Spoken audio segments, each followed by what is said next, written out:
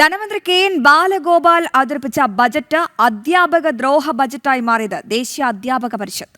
അധ്യാപക ശമ്പള പരിഷ്കരണത്തിനൊപ്പം സർക്കാർ ജീവനക്കാരുടെ DA കുടിശ്ശികയിലടക്കം സർക്കാർ ബജറ്റിൽ സ്വീകരിച്ചത് രാഷ്ട്രീയ ഗിമ്മിക്കാണെന്നും 3 മാസം കമ്മീഷനെ വെച്ച് നടപടികൾ സ്വീകരിക്കുമെന്ന് പറയുന്നത് സർക്കാരിന്റെ നാടകമാണെന്നും അധ്യാപക പരിഷത്ത് സംസ്ഥാന ജനറൽ സെക്രട്ടറി അനൂപ് കുമാർ കോഴിക്കോട് വ്യക്തമാക്കി. കേരളത്തിലെ അധ്യാപകരെയും സർക്കാർ ജീവനക്കാരെയും പൂർണ്ണമായും വഞ്ചിച്ചുകൊണ്ടാണ് ഇന്ന് ഈ കേരള ബജറ്റ് അവതരിപ്പിച്ചിട്ടുള്ളത്. അതിൽ ഏറ്റവും പ്രധാനമായി പറയുന്നത് ശമ്പള പരിഷ്കരണ കമ്മീഷൻ നിശ്ചയിച്ചു എന്നുള്ളതാണ്. 12ാം ശമ്പള പരിഷ്കരണ കമ്മീഷൻ നിശ്ചയിക്കുന്ന സമയത്ത് 5 വർഷ തത്വം പാലിച്ചു എന്നുള്ള വീരവാദമാണ് മുഴക്കിയിട്ടുള്ളത്. പക്ഷേ നമുക്ക് എല്ലാവർക്കും അറിയാം, ഒരു ശമ്പള പരിഷ്കരണ കമ്മീഷനെ നിശ്ചയിച്ച് അതിൽ അംഗങ്ങളെ നിശ്ചയിച്ച് ഓഫീസ് നിശ്ചയിച്ച് അതിന് തന്നെ മിനിമം 3 മാസക്കാലം എടുക്കും.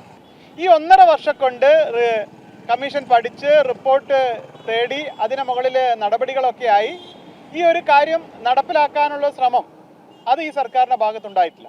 അതുകൊണ്ട് തന്നെ 3 മാസം കൊണ്ട് ശമ്പള പരിഷ്കരണ കമ്മീഷൻ വരുമെന്ന് പറയുന്നത് കേവലം രാഷ്ട്രീയ ഗിമ്മിക്ക് മാത്രമാണ്. അതുകൊണ്ട് തന്നെ ദേശീയ അധ്യാപക പരിഷത്ത് ഈ ജൽപ്പനങ്ങളെ തള്ളിക്കളയുന്നു. കേരള സർക്കാർ ഇന്ന് അധ്യാപക ദ്രോഹ ബജറ്റാണ് അവതരിപ്പിച്ചത് എന്നാണ് നമുക്ക് ബജറ്റ് പ്രഖ്യാപനങ്ങൾ വിലയിരുത്തുമ്പോൾ മനസ്സിലാവുന്നത്.